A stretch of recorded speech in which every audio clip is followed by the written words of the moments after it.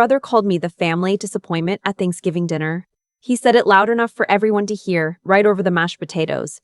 My dad nodded slowly, like he agreed. My mom looked down at her plate. I kept cutting my turkey. What none of them knew, what I had never told a single person at that table, was that my brother's restaurant, the one he bragged about constantly, the one my parents had sunk their retirement savings into, was still standing because of me. I had been quietly covering his business loan payments for 14 months. Let me back up. My name is Simone. I'm 31 years old. I work in software development. Remote contract work, which in my family's eyes translates roughly to, she doesn't have a real job. My brother Donovan, 34, owns a farm-to-table restaurant in Nashville called Birchwood. It's the kind of place with exposed brick walls and cocktails named after local rivers. My parents think he hung the moon. Always have. Growing up, Donovan was the one who got the car for his 16th birthday. I got a card with $20 in it. Donovan got his college paid for in full, room, board, tuition, spending money.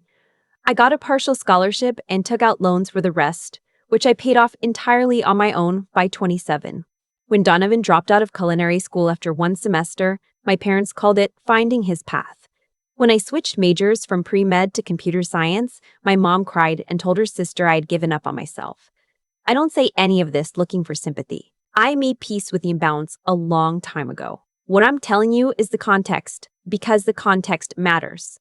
3 years ago, Donovan opened Birchwood. My parents gave him $60,000 from their 401k to help him get started. They were so proud. My dad had a photo of the restaurant sign, framed, and hung it in the living room. My mom learned to say farm to table and worked it into every conversation. 14 months ago, I got a phone call from Donovan at 11:30 on a Tuesday night. I almost didn't pick up. We weren't close. Not estranged, but not close. He called maybe 4 times a year, usually around holidays, usually to talk about himself. This call was different. He was crying. Not a little. He was full-on sobbing in a way I hadn't heard from him since we were kids, and he broke his arm falling out of a tree in the backyard. He told me that Birchwood was in trouble. His head chef had quit and taken 3 kitchen staff with him. A health inspection had flagged some issues that cost him $12,000 to fix.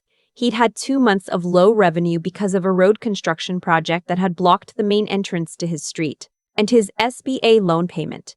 The Small Business Administration loan he'd taken out on top of our parents' money was due in 11 days and he didn't have it. He needed $9,800. He wasn't asking me to lend it to him. He said that very carefully. He was just telling me because he didn't know who else to tell. He said he hadn't told our parents because he didn't want them to worry. He said he'd figured it out. He clearly had not figured it out. I asked him how much total he was behind. He told me. I asked him how much the monthly payments were going forward. He told me that too. I sat with the phone against my ear for a long moment, looking out my apartment window at the parking lot, and I thought about $60,000 pulled from retirement savings, and a framed sign in the living room, and my dad's face when he talked about Birchwood. And I made a decision I did not fully think through. I told Donovan I would cover the back payments. One time. To get him current. He was quiet for a second and then he said, "I'll pay you back." "Don't worry about it," I said, which was something I would come to regret saying, though not for the reason you might think. The restaurant stabilized after that. New head chef, better foot traffic once construction ended, but the loan payments, $4,200 a month, were still there. And 2 months later, Donovan called again. Not crying this time. More matter of fact, he was short again. Just for this month. Things were still tight.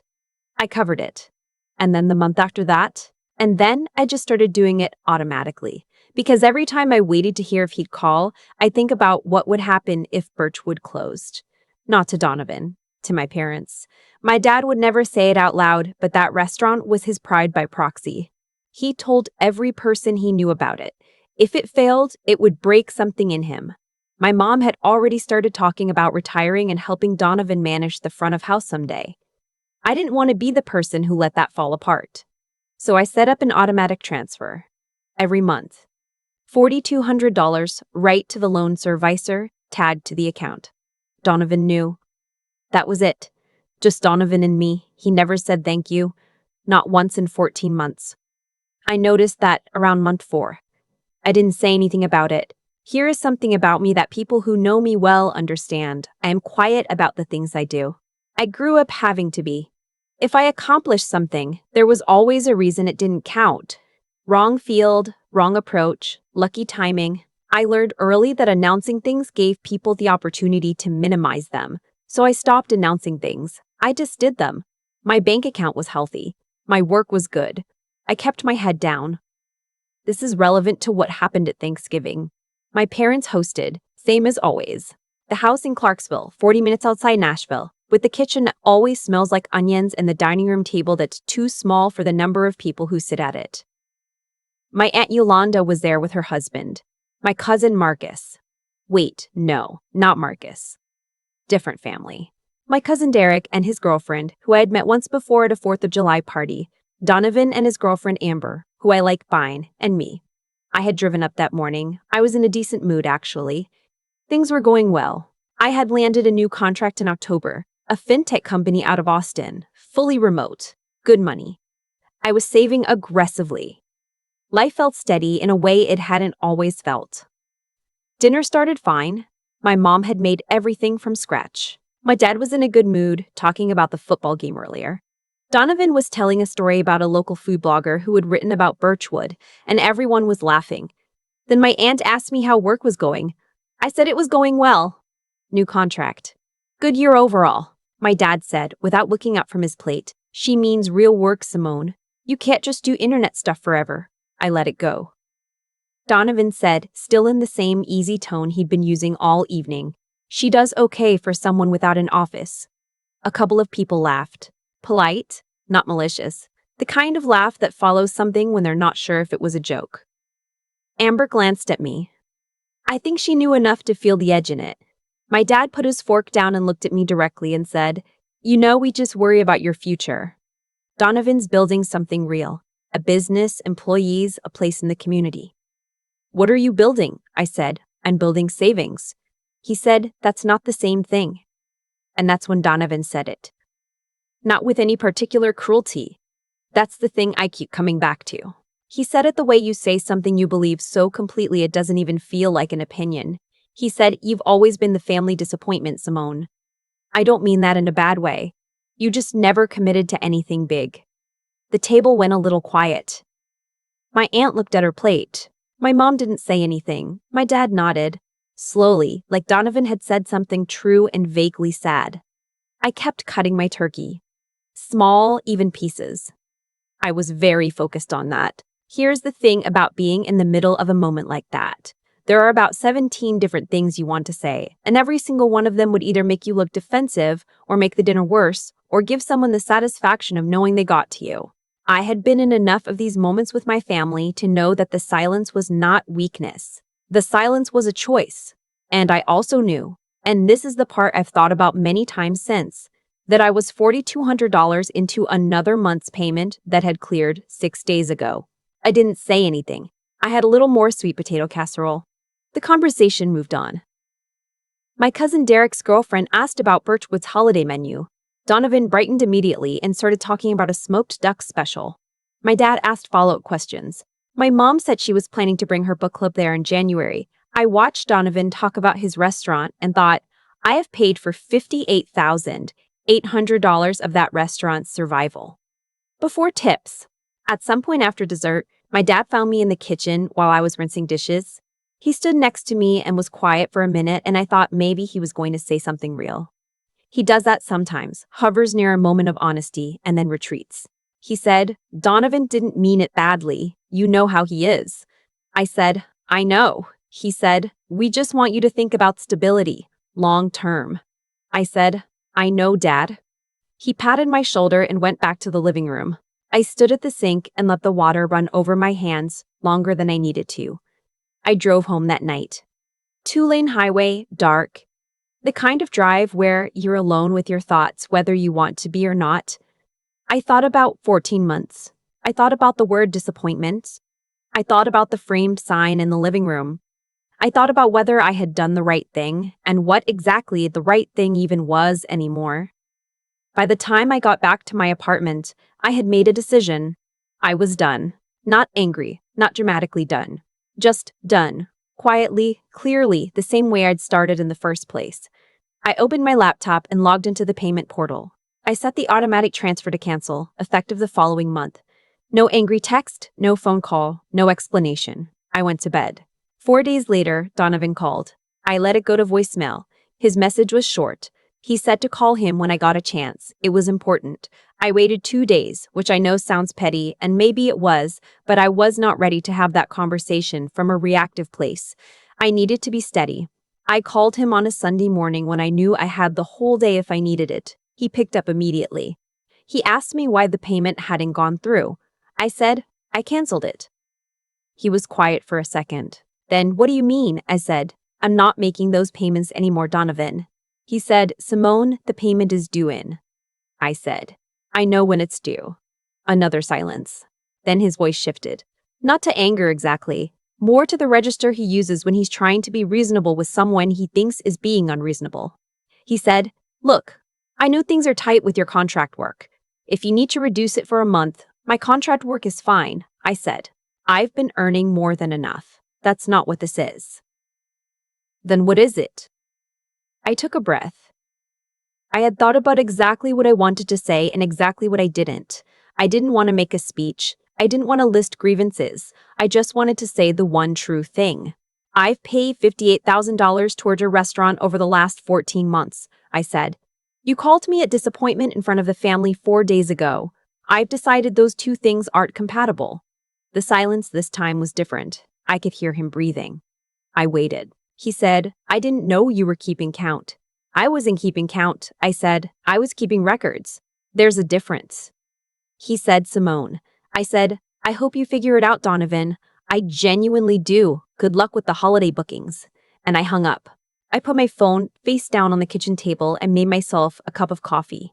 My hands were steady. I noticed that. I had expected to feel worse. I felt fine, actually. I won't pretend the next few weeks were easy. Donovan called twice more.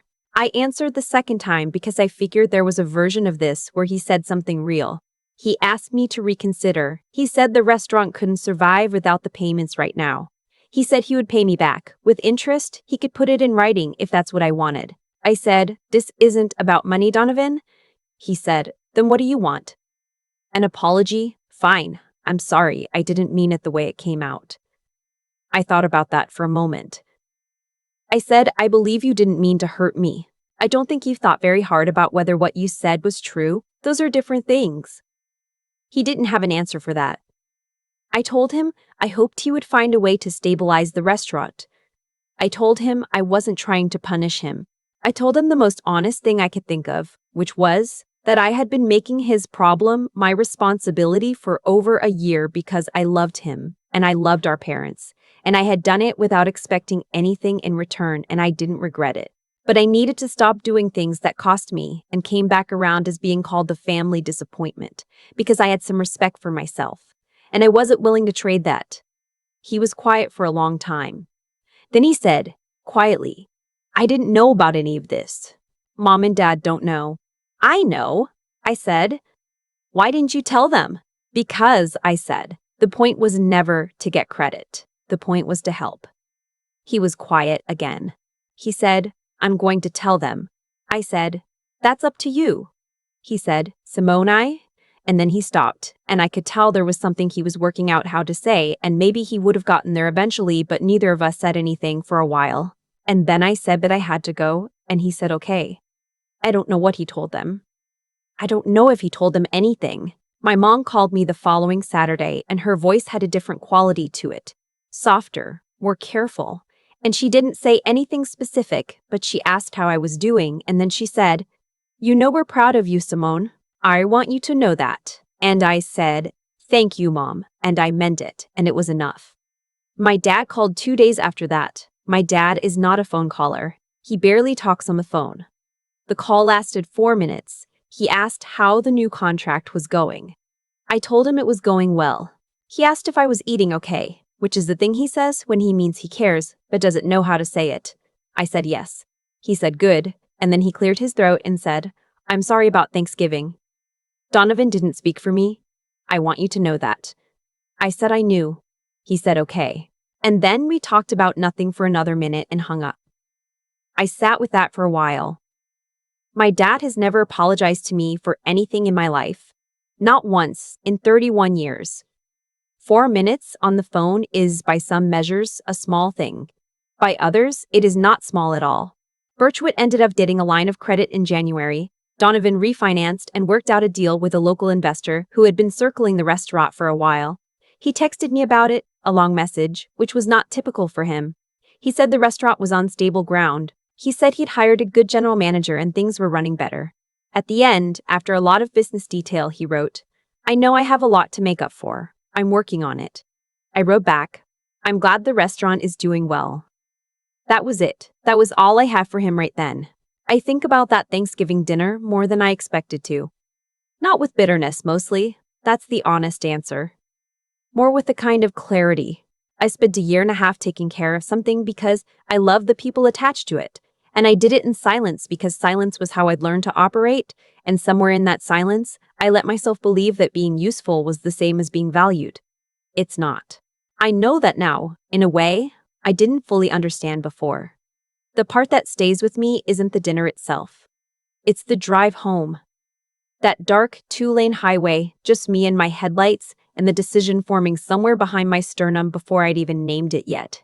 There's something clarifying about the moment you stop performing for an audience that isn't watching. When you put down a weight you've been carrying so long, you forgot you were carrying it.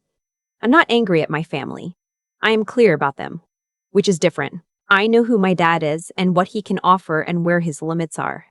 I know my mom's softness is real even when her silences fail me. I know my brother is capable of more than he usually chooses to be. None of that is simple. Most of what matters isn't. What I know about myself is this. I don't need a framed sign in anyone's living room. I don't need the credit.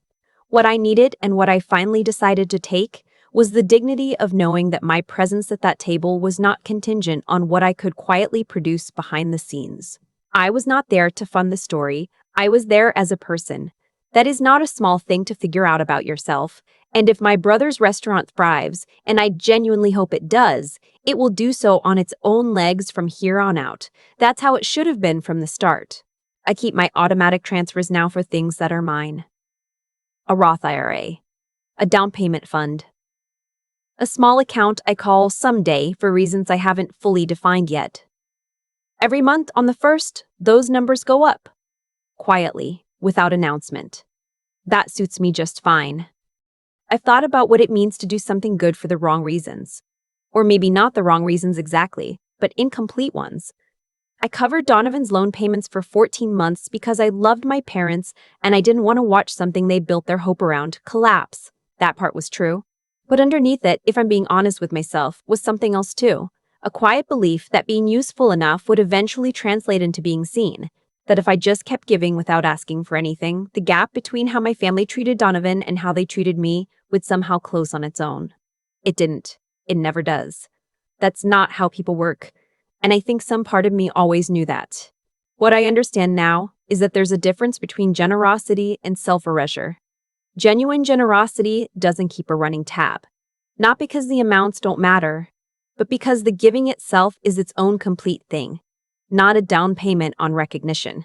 What I was doing, at least in part, was self-erasure. I was making myself smaller and smaller, quieter and quieter, telling myself it was strength when it was actually a kind of avoidance. If I never announced what I was doing, I could never be rejected for it. If I never asked to be seen, I could never be told I wasn't worth seeing. Donovan calling me the family disappointment in front of everyone cracked something open that I didn't know needed cracking. Not because the words were new. Some version of that message had been delivered to me my whole life in smaller doses. But because I was sitting there with $58,000 of proof that the label was wrong, and I still didn't say a word. That silence told me something important about where I actually was. The decision I made that night on the drive home wasn't really about the money. It was about what I was willing to keep trading away for a seat at a table that had never fully made room for me. There's a cost to staying in relationships, family or otherwise, where your value is only legible when you're producing something. I had been paying that cost for a long time. I finally decided I'd rather spend that energy on myself. Here's what I believe about how things unfold between people. the way we treat others tends to return to us, not as punishment exactly, but as consequence. Donovan's carelessness with me wasn't malicious, it was habit. He had never been asked to consider me carefully, so he didn't. My parents had never been asked to examine their imbalance, so they hadn't. When the consequence finally arrived, quietly, without drama, just an automatic transfer that stopped, everyone had to sit with what the arrangement had actually been. My dad's 4-minute phone call meant more to me than most conversations I've had with him in 31 years. Not because it fixed anything, but because it was real. That's what I want more of, real. Even when it's small, overperformed, and hollow. I'm not harder now. If anything, I think I'm clearer, which makes it easier to be genuinely open with people who have actually earned that. I keep my energy for things that are honest. My work, my savings, the relationships where I don't have to be useful to be present. Simone didn't win anything at that Thanksgiving table. She just stopped losing quietly. Sometimes that's exactly enough to build something real from.